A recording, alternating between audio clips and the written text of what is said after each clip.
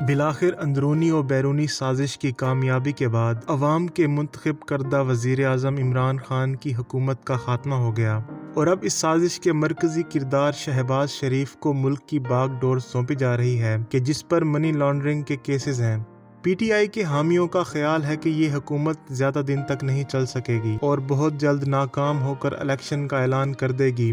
لیکن مسلم لیگ نون اور Peoples party والے اس کھیل کے پرانے کھلاڑی ہیں، اور وہ جن مقاصد کے حصول کے لیے حکومت میں آ رہے ہیں انہیں حاصل کرنے کی پوری کوشش کریں گے،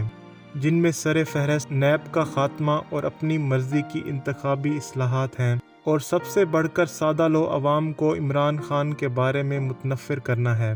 جیسا کہ آپ سب جانتے ہیں کہ نون لیگ ہمیشہ سے الیکشن جیتنے کے لیے مصنوعی طور پر ڈالر کی قیمت کم کرتی آئی ہے، جس کے برے اثرات پاکستان کی معیشت پر پڑتے ہیں۔ اسی طرح آپ کو یاد ہوگا کہ نواز شریف نے پیٹرول کی قیمت 60 روپے کر دی تھی، جبکہ عالمی منڈی میں اس وقت بھی پیٹرول کی قیمت 60 روپے سے کافی زیادہ تھی۔ اگر ایک دکاندار کوئی چیز 100 روپے کی خرید کر گاہک کو 60 روپے میں بیچے تو بہت جلد اس کا کاروبار ختم ہو جائے گا، اور نون لیگ ہمیشہ سے ہی ملکی معیشت کی پرواہ کیے بغیر صرف عوام کو بیوقوف بنانے اور الیکشن جیتنے کے لیے ایسے ہتھ کنڈے استعمال کرتی آ رہی ہے، اور اس دفعہ تو اس کا مقابلہ عمران خان جیسے کھلاڑی سے ہے جس کی مقبولیت کا گراف اس وقت ساری سیاسی جماعتوں کے لیڈران سے کافی اوپر ہے۔ لیکن جب شہباز شریف صرف چند ماہ کے لیے ملکی معیشت کی پرواہ کیے بغیر چیزوں کی قیمتیں تھوڑی سی کم کر دے گا تو سادہ لو عوام واہ واہ کرتی نظر آئے گی،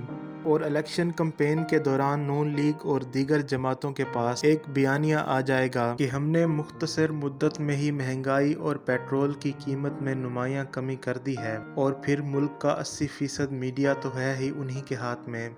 اور الیکشن کمیشن کی محبت نون لیگ سے ڈھکی چھپی نہیں ہے۔ مطلب جب سارا نظام ہی ان کے حق میں ہوگا تو پھر عمران خان کے لیے الیکشن جیتنا بہت زیادہ مشکل ہو جائے گا، اور پھر کچھ دنوں تک عمران خان کی کردار کشی کرنے کے لیے نون لیگ بھرپور زور لگائے گی تاکہ عمران خان کی مقبولیت کو کم کیا جا سکے، لیکن عمران خان کے ساتھ اللہ کی مدد اور عوام کا ساتھ رہا تو اسے ہرانے میں کوئی کامیاب نہیں ہو سکے گا۔